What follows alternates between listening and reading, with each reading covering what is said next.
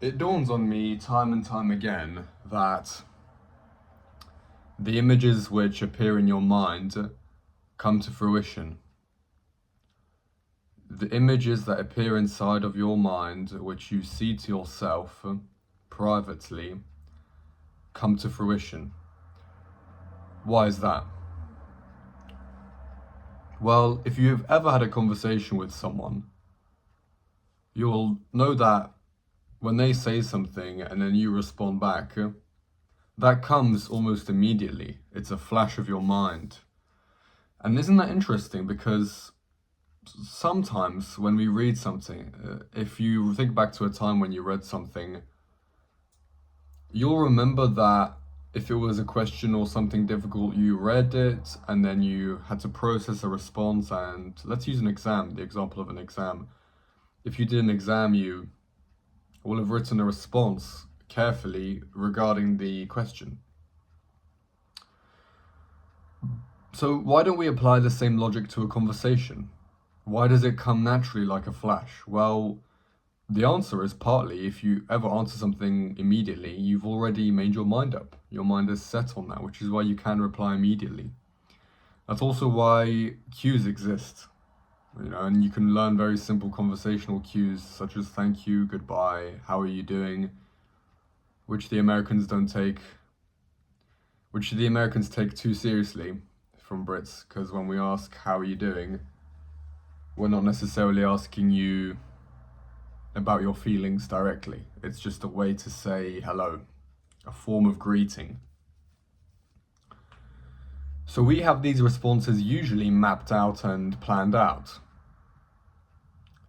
And in the same way, when someone asks you a complex question about how you feel, and your response immediately is, I'm good, but you've not been feeling good. There's a disunity between the thing you have said and your response, which really what it is anything that comes to you in a flash, or a thought that comes in a flash when you talk to someone, is an echo of a conversation you've already had with yourself. So the responses you give are already indicative of a certain outcome you have in your mind, basically. I'm good. I mean, that's more of a programmed one, but you might say I'm good in terms of, if someone says, what are you doing right now?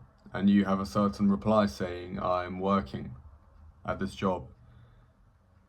And again, the key there is I am. So you have a plan, is it that conversation or response has an identity with something you've thought of in your mind. Why is this important?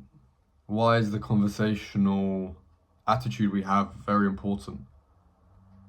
Not just even the attitude, it's why is this important? Why is it important that we summon our mental images and thoughts, our expressions, in our speech when we talk to people? It's important because your idea of yourself guides you towards certain outcomes. Imagine this. Imagine you believe yourself to be employed. Okay, so you have a job that you're doing really on a part-time basis, but you consider that employment and you tell yourself you are employed, which there's a case to be made for the fact that you are. Now imagine you go out and you meet a potential employer, someone who's in a high position and works for a powerful company. And you get talking with this person, and for some reason or another you share a hobby, so you've got an easy in. And you're talking with this individual. As you speak with this individual, it dawns on you that you could ask for a job. I mean, they would offer you a job. You're getting on with them. And it may not be that they would offer you a job, but you could see at least a possibility which you could possibly grasp at, where you ask for a role or at least get some kind of advice because you envy their position, or at least maybe not necessarily envy, maybe you simply see them in a position that you'd like to be in and you take inspiration from that. It doesn't necessarily have to be envy. But then through the conversation, let's say that person asks you what you do for work, which is a natural conversational antic, and you say, well, I'm employed, I'm doing this job. And you don't necessarily overshare, because you wouldn't necessarily do that, and you don't give any more specific bounds, you just say what you believe to be the case. And now suddenly the other person says, this powerful person says, okay, and the conversation goes elsewhere, or goes down the line of your work. And now the moment it's going down the line of your work, what happens is, well, it's not necessarily the case, but let's say now you've given this person to believe that you have a job already. And so in their mind, any help they would have given you, they now won't. And not for malicious reasons, for positive reasons, because they will now believe, well, this person already has a job and is employed, and I don't need to help this person. This person's my equal.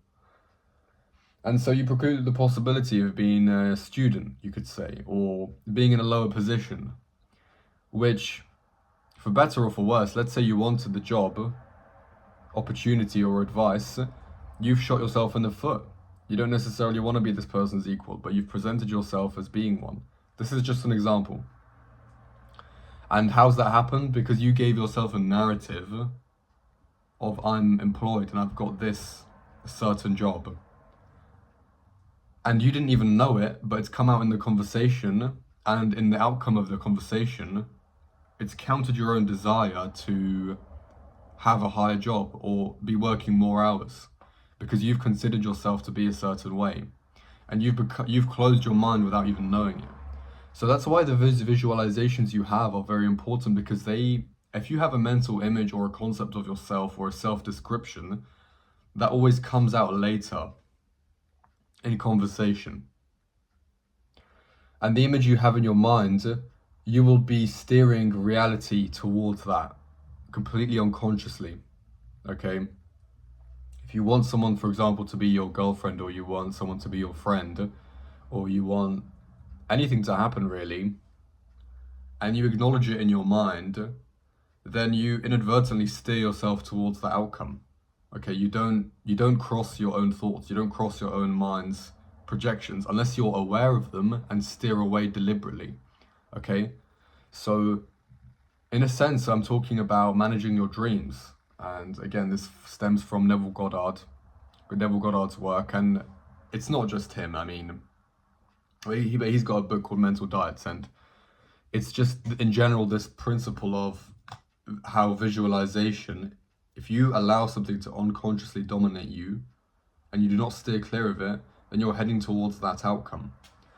So I would say watch the ways in which you visualize things, because then that comes across in your conversations and you will steer towards that outcome. And the key really is, what do you want? Because you might be unhappy with your visualizations. You may not really want them, but feel that you're doomed for them. But that's not good, because you will really steer yourself towards that. It's the age-old thing. If you believe you're going to be rejected by someone, then you will act in ways to steer yourself towards that outcome. When the truth is, if you imagine your success, then it's a lot easier to work back from there. And then it's really a matter of how much do you want the thing in question. So it all depends. I mean, there's nuance to it. It completely depends on what you want. If you want more to know about this, then I recommend the work of Neville Goddard. And really Neville Goddard. And I know that in the Bible, it's not worth citing because I've got the book away, but Mental Diets by Neville Goddard is an excellent place to start. And I'm pretty sure you can find archives of his talks and lectures online, although I've given you the principle in kind of a roundabout way, because I began the video talking about, what was I even saying at the beginning? I'm pretty sure I started with things come true once you visualize them. So that's today's premise, something to keep in mind. or not, or not, you know, you might be happy. And you might be happy, unhappy. And when you're happy, I think things do fall into alignment. You do tend to kind of wish for more. And because things are going well, you're on a roll, you can kind of control your reality a lot better. But we all get humbled and we all face downsides at times. We face downfalls and we have to rebuild, which requires sometimes a resetting of the visualizations we have in our mind and entailingly the conversations we have with ourselves and the descriptions we give ourselves. So that's all I have to say, and please take care of yourself. Cheers.